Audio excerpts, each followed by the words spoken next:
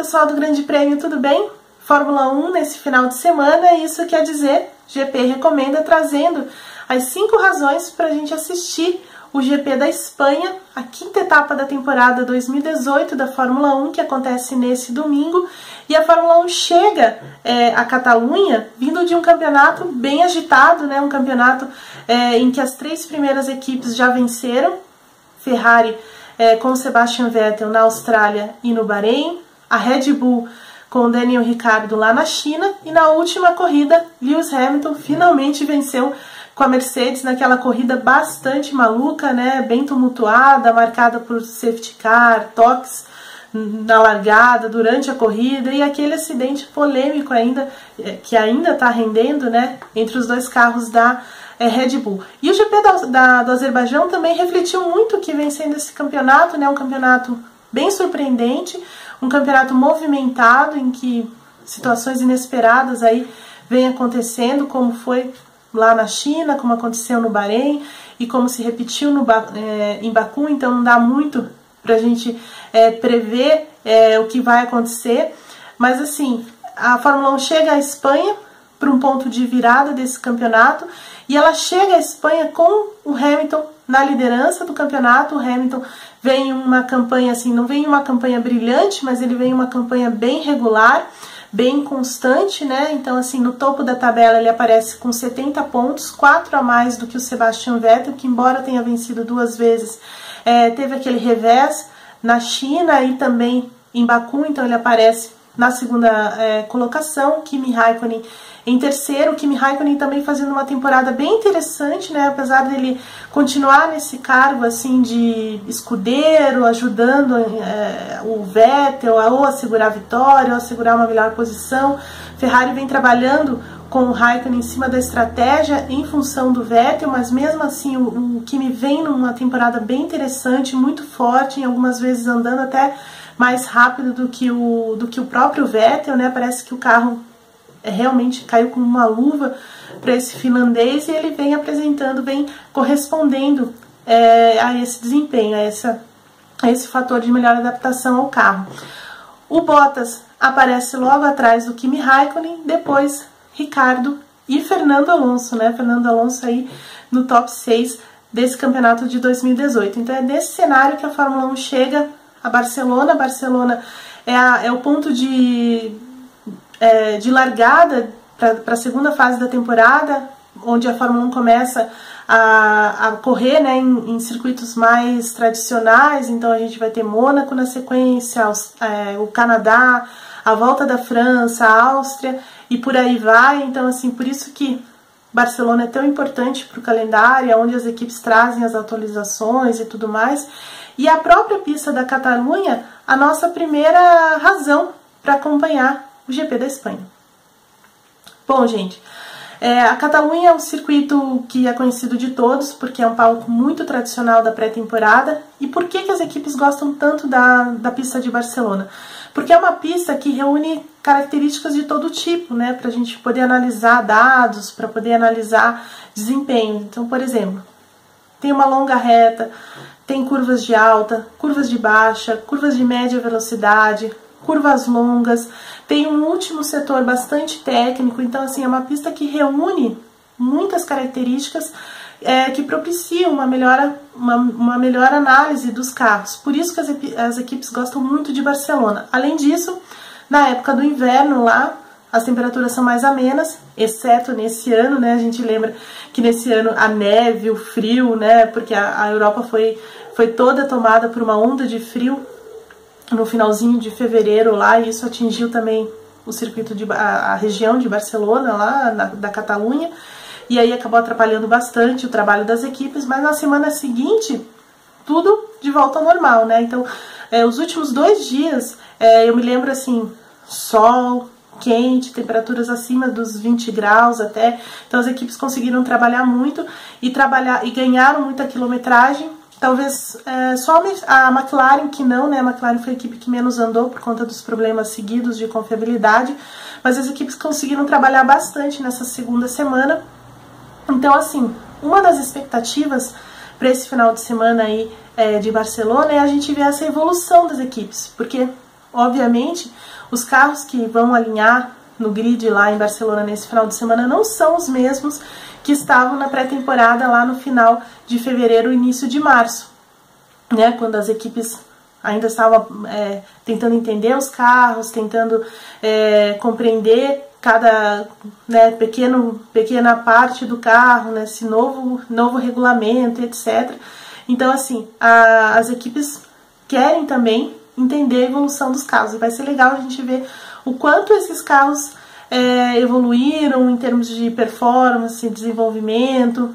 Vai ser legal nesse final de semana. Além disso, Barcelona ganhou um novo asfalto, né? As equipes já testaram nesse novo asfalto lá durante a pré-temporada, mas por conta da diferença de clima também ainda não deu para tirar uma conclusão desse novo asfalto. A gente vai ver isso nesse final de semana, o quanto ele vai afetar a aderência, o comportamento dos pneus e etc. Então vamos ver o que acontece. No ano passado, a vitória em Barcelona ficou com o Lewis Hamilton. O Lewis Hamilton e a Mercedes venceram aí até na base da estratégia, porque ele estava largando na pole, mas perdeu a primeira colocação logo na largada.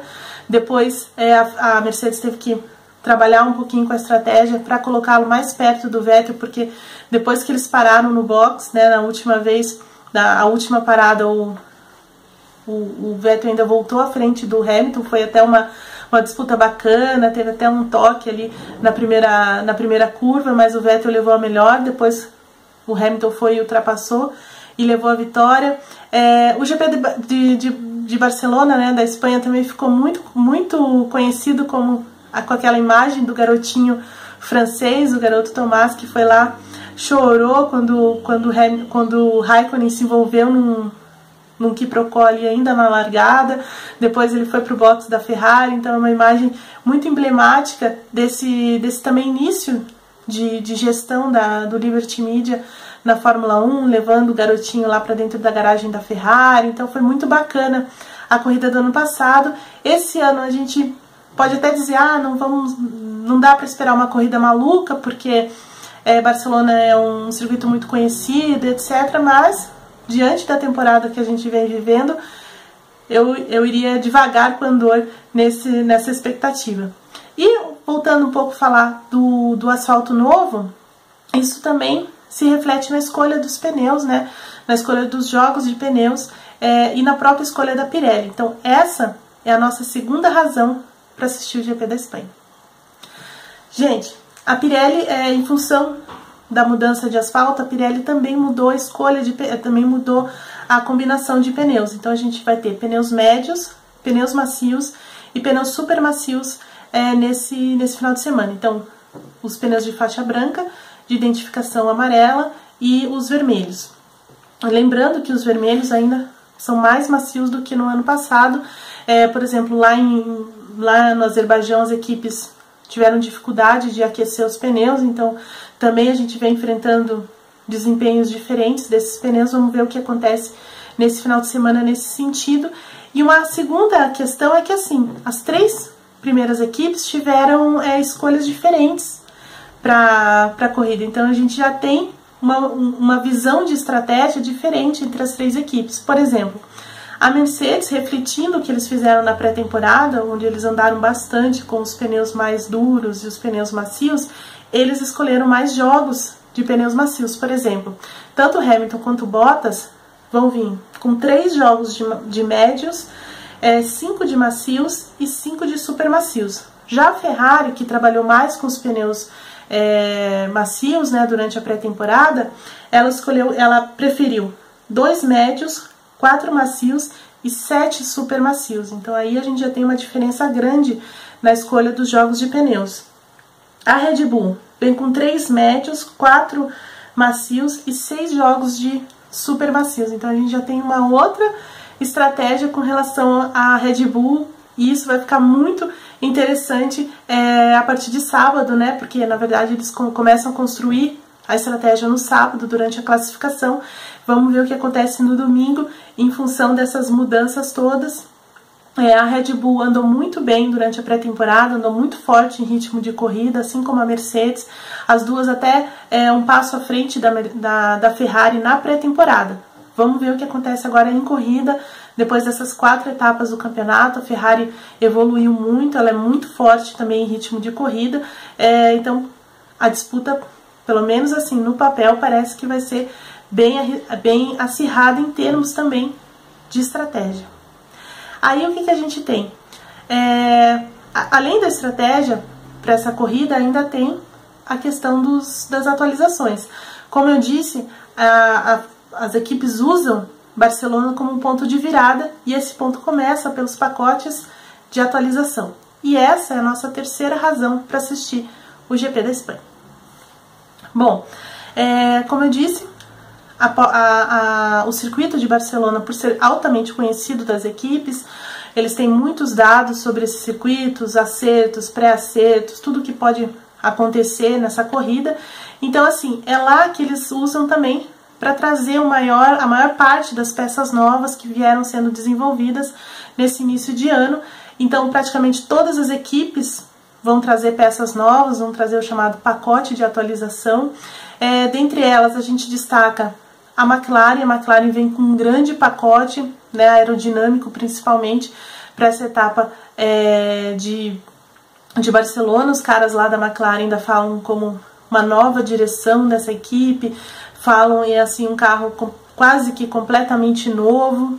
Vamos ver como é que essa McLaren reage a isso. O Fernando Alonso falando no final do GP do Azerbaijão, colocando um freio nisso, dizendo, até ele minimizou um pouco o peso e a importância dessas novas peças, porque ele acha que todo mundo vai trazer novas peças. Então, assim, a questão vai ser o quanto que a McLaren vai conseguir ser melhor do que as suas rivais, né? Mas o fato é o seguinte, a McLaren vai trazer um pacote novo e um pacote bem estruturado para essa corrida em Barcelona, e a partir dessa fase da temporada. Outra que vem também muito esperançosa com seu pacote de atualização é a Force India. A Force India começou o ano bem aquém daquilo que ela mostrou no ano passado, sofrendo com o peso do carro, uma série de coisas, mas teve um sucesso bacana aí na última corrida lá no Azerbaijão. Sérgio Pérez foi ao pódio, apesar da corrida do Esteban Ocon ter acabado praticamente na largada, né? Naquele toque com Kimi Raikkonen. O Sérgio Pérez não, ele foi até o fim, no final ainda fez uma boa ultrapassagem em cima do Sebastian Vettel para terminar no pódio. Então a Force India chega a Barcelona com esse pódio, animada com esse pódio e com um pacote bem extenso de atualizações também, porque eles estão em sexto no campeonato, eles perderam essa fama, digamos assim, esse posto de quarta força do Mundial, e agora querem recuperar. Por isso apostam muito nesse novo pacote. A Renault também vem com um pacote novo de peças aerodinâmicas, mas também de motor. Ela fez uma revisão dos motores e vem um passo à frente. As demais equipes também vêm com maior ou menor escala de peças novas, mas o fato é que assim, todo mundo vem com coisa nova para esse GP da Espanha. Vamos ver quem leva melhor nesse novo passo técnico para essa fase da temporada. Aí a gente parte para a quarta razão para ver a corrida, para ver, né, o GP da Espanha nesse final de semana.